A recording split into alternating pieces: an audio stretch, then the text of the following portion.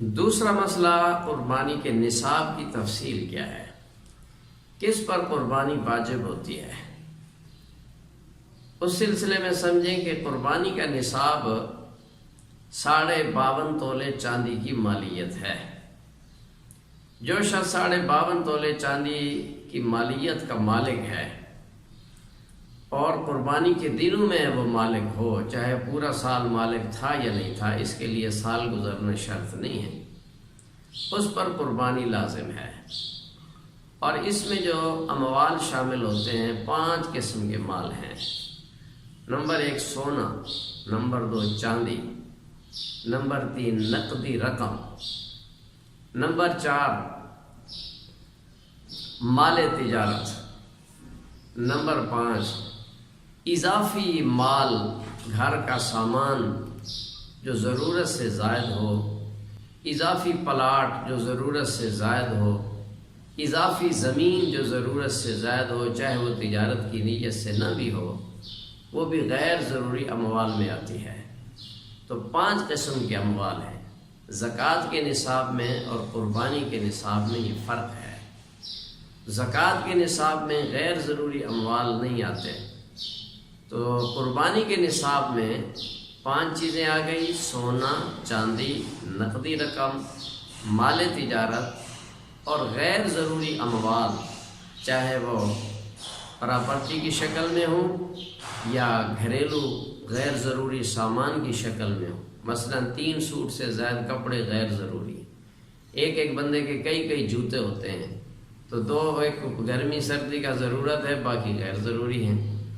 اسی طرح گھر میں سیندریاں ہیں، کمپیوٹر ہے جو ایسے ہی بس اپنی ٹائم پاسی کے لیے رکھا ہوا ہے، کوئی اس کے کاروبار کا حصہ نہیں ہے۔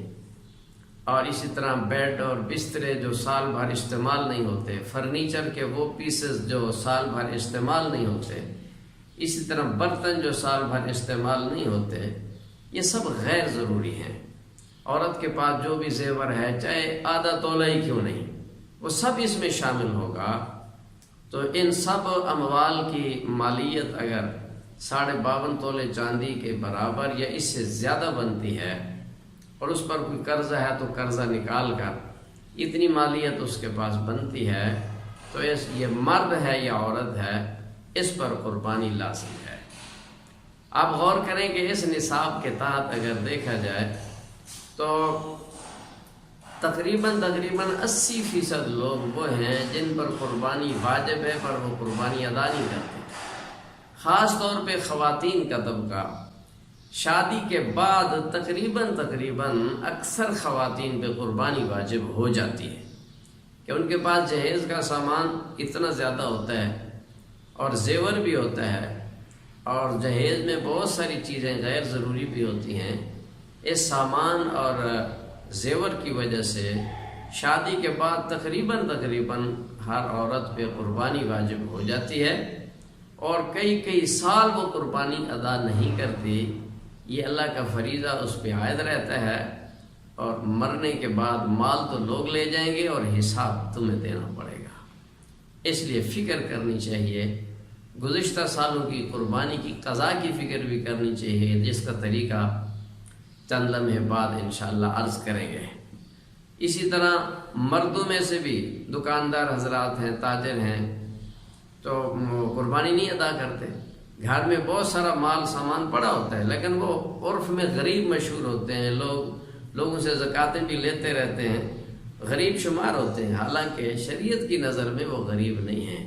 یہ لوگ نصاب کے مالک ہیں اور انہیں اللہ کا فریضہ ادا کرنا چاہیے، اور یہ سوچنا چاہیے کہ آج ہمیں موقع اللہ نے دیا ہے، عید سر پہ آ گئی ہے، قربانی کا موقع، اگلے سال پتہ نہیں ہم زندہ رہیں گے یا نہیں رہیں گے، کیا پتہ یہ زندگی کی آخری عید اور آخری قربانی ہو۔ اس لیے ایسے موقع پہ تو چھلانگ لگانی چاہیے، حتیٰ کہ قرضہ لے کر بھی آپ قربانی کر سکتے ہیں کہ قرضے اترتے رہیں گے، قربانی میں نے ہر حال میں دینی ہے۔ جس طرح گھر میں بیمار ہو جائے، پیسہ نہیں ہے تو کیا کرتے ہیں، وہ جی بندہ بچاؤ، قرضے اترتے رہیں گے، قرضہ لے کر بھی دوائی لیتے ہیں۔ تو یہ قربانی یاد رکھو آخرت کی دوائی ہے، آخرت کا خزانہ ہے۔ اللہ پاک عمل کی توفیق عطا فرمائے۔